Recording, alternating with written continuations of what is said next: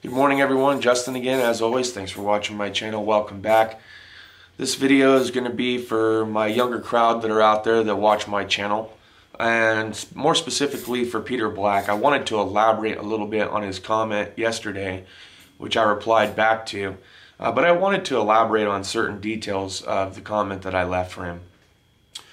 But at any rate, to catch you guys up to speed, Peter writes, "Hey Justin, I've been watching your content for a while. Really like how you're real about the industry and other tips. I'm currently 17 and I'm a heavy equipment apprentice, and I'm just wondering if you could give me any tips." Yes, absolutely. So I went ahead and I replied back, but I wanted to go into a little bit more detail on some of those tips and suggestions that I gave him in his comment. One of the first tips that I gave him was, don't let people around you control the outcome of your life. I didn't further elaborate on that, so I decided to do a video about certain parts of the things that I left for him in the comment. And one of those things, which was in this comment, is that I recall from when I was younger, I had a lot of people telling me that I couldn't do something, or I couldn't achieve, this level of platform, or I would never succeed at doing this, and it just kept on stacking up. And some of those things I believed, and some of those things I gave myself no limit bar. I would work really hard to something, and I didn't believe it, and that really helped me a lot during sports. Though I was never anything amazing, I did excel at track and field, and I was excelling at wrestling there towards the end. Football, I was always a little bit on the smaller side, but I did work really hard in every single category. I would be the first to practice, I'd be the last one to leave. I spent numerous hours at night running, working out. On the weekends, I was always running. And I would get a medal or two here and there in track and field, and I was real close to taking third in divisionals in wrestling my senior year. I had the option, of course, to go to CIF, and if it turned out later on, if I would have gone to CIF, the guy that did take third place actually dropped out, and I would have had a chance at county. Well, I didn't end up going because I thought that was it, so I wish I would have gone. One of my best friends at that time, he actually brought me back a patch, and he said, if you would have gone, you would have wrestled, and I think you would have done really well. But at any rate, moving forward with that, you're going to have friends, really close friends, maybe even your best friend or family members that are going to tell you that you can't achieve greatness in certain things in life, or they'll tell you that you're not smart enough to get an education, so you better find a good job or find a trade. And that's just simply not the case. You can be whatever you want to be as long as you don't set a limit bar for yourself. I would go on later to realize that, and it took a decade to come to that realization. Something else that I was told by my track coach, or one of my track coaches, was that education was the key to success. Now at 17 years old, I had no idea what that statement meant, or how invaluable it would have been to me later on down the road. But he was a 1968 Olympic track champion and took third place. And it was during a very controversial time, and the Black Power movement and everything else, trying to get civil rights for the African American culture, and he was a big part of that history. Later down the road, he would go to tie the world record for the 200 meter dash and smash the 100 meter sprint. Though it was never certified, he did get inducted into the Hall of Fame for track and field in 2003. John Carlos was a huge supporter of the younger generation and kids that didn't have any direction. He was a great mentor to me at that point in time. And he was one of the two people that I really looked up to. The other one, of course, wasn't alive, but Steve Prefontaine, as a track athlete, I looked up to him too, because I ran quite similar to the way that he did. I always liked to be out in front. So those were the two biggest mentors, people that I looked up to or aspired to be like when I was in track and field. I had a lot of other good mentors along the way, but I had a lot of naysayers too. But that education being the key to success for a decade that didn't really kick in until I realized that I was tired of going from construction job to construction job, or from fast food joint to fast food joint. And having a wife and kids at that point, it really just kind of drove into my head that same exact quote that he gave me so long ago. Made me realize that I needed to go get an education. I needed to learn something of value to better myself, for not just myself, but also for my family. I did, and it led to a successful path for me, or at least I feel successful in it.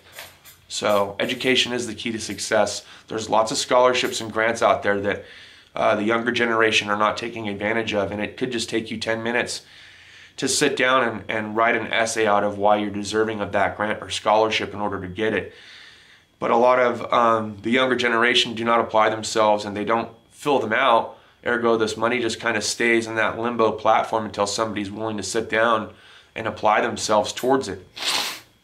So you can get a free education if you apply yourself. And an education was the key to my success, and it very well may be your key to success. So keep that in your mind. When we're young, we tend to think that we know what's best for ourselves, and as a result, we tend not to listen as much. And I wish I would have listened more when I was younger to my parents, my grandparents, the generations that were older than I, that knew more than I did. I wish I would have kept an open ear and absorbed more, like a sponge would water. And I really didn't. And it took, years before I actually started reflecting back, and I ended up, calling a few of my family members, and I was like, you were right. I wish I would have listened to you when I was younger. I didn't. I don't know why. And it's because we're young. And when we're young, we think we know what's best for us, but we really don't, because we don't have the experience of life. We don't have years under our belt of going through trials and tribulations to get to a certain point to know what would work and what won't work. So, listen more, keep an open ear out, always be absorbent, absorb everything that you can around you. Last but certainly not least, shit happens, man. And it's gonna happen. And it's what you do to try to fix it that's gonna create character, and it's gonna be a building block for you. You win more by losing than you do winning. And you can ask any professional athlete, you can ask any coach, you can ask anyone in life if their failures helped lead them to success. And 9 times out of 10, they're gonna tell you it did. Learning from their mistakes and not repeating those things is what helps build you, and you're going to learn from it, and then that gives you wisdom to share with others, which is what I'm hoping to do here in this video. So don't limit yourself, you know what I mean? And everything comes in time. Don't be in a rush to get to a certain platform. You're going to see that other people around you might have what feels like an easier path, or that they're doing something that you should be doing, or you wish that you had those things right now, and those things will come. Nothing ever happened overnight. It takes years to build up to something. I didn't have all this, years ago. I had enough to fit in the back of a pickup truck. When I moved from the East Coast back to the West Coast, I had a Honda Civic, and all my personal belongings from the time that I was 18 to the time that I was 22 fit in the back of a trunk of a Honda Civic, to give you an idea. I learned to live with very minimal. I never took anything more than I couldn't fit in my trunk, because I knew that life could happen at any point in time, and everything could be taken away, and I might need to just pack a bag and go. And I didn't want to be held down by anything. And, that's the way that I traveled when I was younger. As I got older, I got tired of traveling. I got tired of moving around. I really wanted to implant myself. I really wanted to build something more than a trunk full of memories. You know what I mean? So everything takes time, guys. And so don't be in a rush. You'll get there. Just let it happen. last but not least, and this will be it, I swear, don't be in a hurry to get married or have children right away. I wish I would have slowed down a little bit on that. Things happen. You know, we think we're in love. We make some choices that affect us the rest of our lives that could have inadvertently slow us down from achieving the goals that we set for ourselves when we're younger, or prevent us from getting to those goals or achieving those things.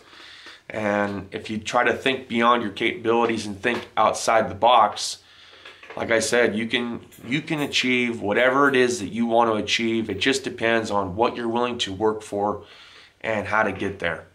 That's all I got for this video. I hope to help you guys out. Thanks as always for watching, Peter. I hope that I answered your question. I know it might not be directly what it was that you're looking for as far as heavy equipment operator, but I hope some of the life lessons and things that I learned along the way helped you out. That's all I got for this video, guys. See you next time. Deuces.